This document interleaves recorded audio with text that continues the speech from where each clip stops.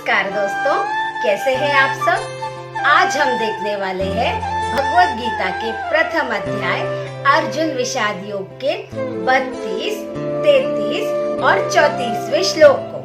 आज हम 3 श्लोकों को देखने वाले हैं दोस्तों, क्योंकि ये कंटिन्यूएशन में जाते हैं।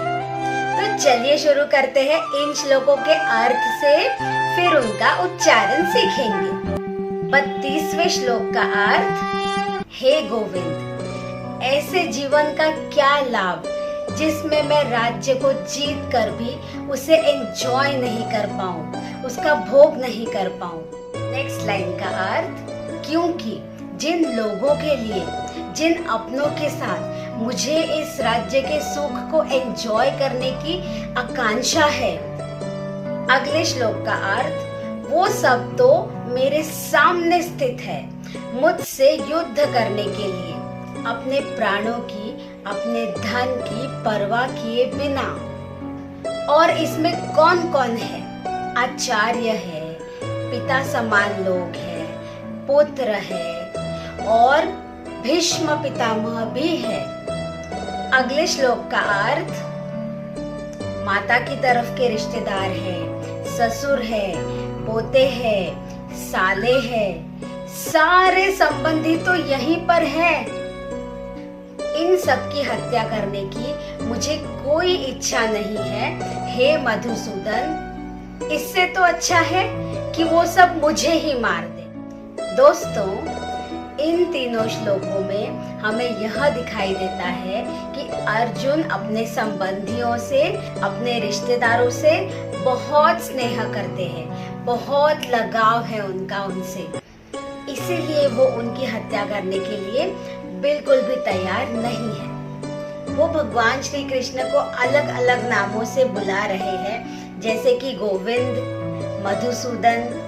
दोस्तों, भगवान श्री कृष्ण को गोविंद इसलिए कहते हैं क्योंकि वो गौ माता के रक्षक थे, क्योंकि उन्हें गाय बहुत पसंद थी। और उन्हें मधुसूदन इसलिए कहते हैं क्योंकि उन्होंने मधु नाम के असुर का वध किया था। दोस्तों, जहाँ अधर्म बढ़ता है वहाँ अधर्मी का नाश निश्चित है। यहाँ तो इन सब अधर्मियों का पहले से ही नाश हो चुका था।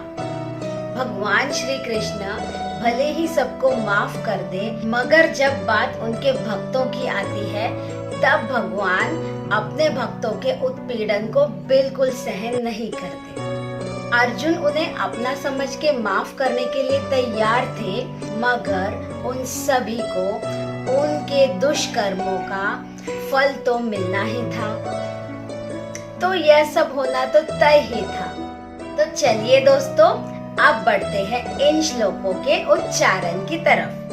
32वें श्लोक की पहली लाइन का पहला हाफ, किम नो राज्येन गोविंद, किम नो राज्येन गोविंद, किम भोगैर्जीवितेन वा, किम भोगैर्जीवितेन वा। थोड़ा डिफिकल्ट वर्ड है दोस्तों। अगली लाइन, ये शामर्थे कांक्षितन्नो, ये शामर्थे कांक्षितन्नो, राज्यं भोगः सुखानि च, राज्यं भोगः सुखानि च। अब चलिए दोस्तों, इस श्लोक को कहते हैं एक बार, फिर उसे ट्यून में कहेंगे 2 बार। किम नो राज्येन गोविंद, किम भोगैर्जीवितेन वा, ये शामर्थे कांक्षितन्नो, राज्यं भोगः सुखानि च। अब चलिए इसे ट्यून में कहते हैं 2 बार। किम नो राज्येन गोविंद, किम भोगैर्जीवितेन वा, येषामर्थे काङ्क्षितन्नो राज्यं भोगः सुखानि च। फिर से, किं नो राज्येन गोविन्द किं भोगैर्जीवितेन वा येषामर्थे काङ्क्षितन्नो राज्यं भोगः सुखानि च। अब चलिए बढ़ते हैं 33वें श्लोक के उच्चारण की तरफ। 33वें श्लोक की पहली लाइन का पहला हाफ। त इमे वस्थिता युद्धे, त इमे वस्थिता युद्धे प्राणान् त्यक्त्वा धनानि च। प्राणान् त्यक्त्वा धनानि च। ये भी थोड़ा डिफिकल्ट है, थोड़ा सा प्रैक्टिस कीजिए दोस्तों। नेक्स्ट लाइन में दोस्तों हमें ये जो वर्ड दिख रहा है पुत्रास तथैव, उसको हम स्प्लिट करेंगे पुत्राः और तथैव, ऐसे दो पार्ट्स में, ताकि हम उसे ट्यून में गा सकें। आचार्यः पितरः पौत्राः, आचार्यः पितरः पौत्राः तथैव च पितामहः, तथैव च पितामहः। अब चलिए इसे कहते हैं एक बार, फिर उसे ट्यून में कहेंगे दो बार। त इमे वस्थिता युद्धे प्राणान् त्यक्त्वा धनानि च।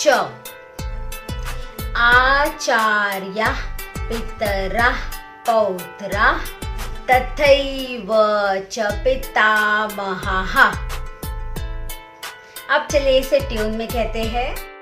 त इमे वस्थिता युद्धे प्राणान् त्यक्त्वा धनानि च। आचार्यः पितरः पौत्राः तथैव च पितामहः। फिर से, त इमे वस्थिता युद्धे प्राणान् त्यक्त्वा धनानि च। आचार्यः पितरः पौत्राः तथैव च पितामहः। अब बढ़ते हैं 34वें श्लोक की तरफ। 34वें श्लोक की पहली लाइन का पहला हाफ।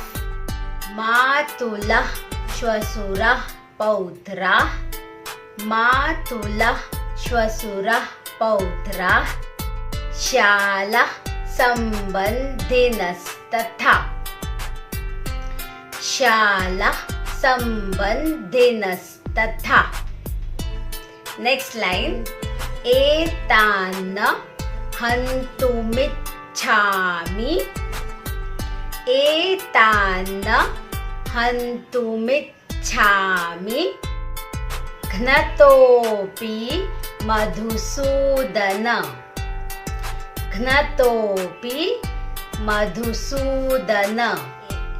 अब चलिए इसे कहते हैं एक बार, फिर उसे ट्यून में कहेंगे दो बार।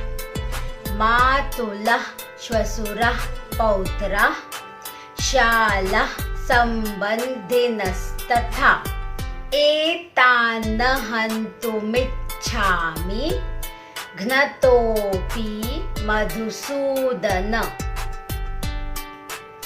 अब चलिए इसे ट्यून में कहते हैं दो बार। मातुलः श्वशुरः पौत्राः शालः सम्बन्धिनस्तथा एतान्न हन्तुमिच्छामि घ्नतोऽपि मधुसूदन।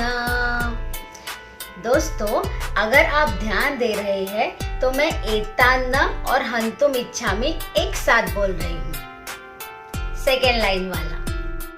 फिर से, मातुलः श्वशुरः पौत्राः शालः सम्बन्धिनस्तथा एतान्न हन्तुमिच्छामि घ्नतोऽपि मधुसूदना। यहाँ खत्म होते हैं हमारे तीनों श्लोक। दोस्तों, भगवत गीता नित्य पढ़िए और उसे अपने नित्य आचरण में लाने की कोशिश कीजिए। रोज भगवत गीता के थोड़े से श्लोक पढ़ने की जरूर कोशिश कीजिए। धीरे धीरे हमें आदत हो जाएगी। यहाँ तक देखने के लिए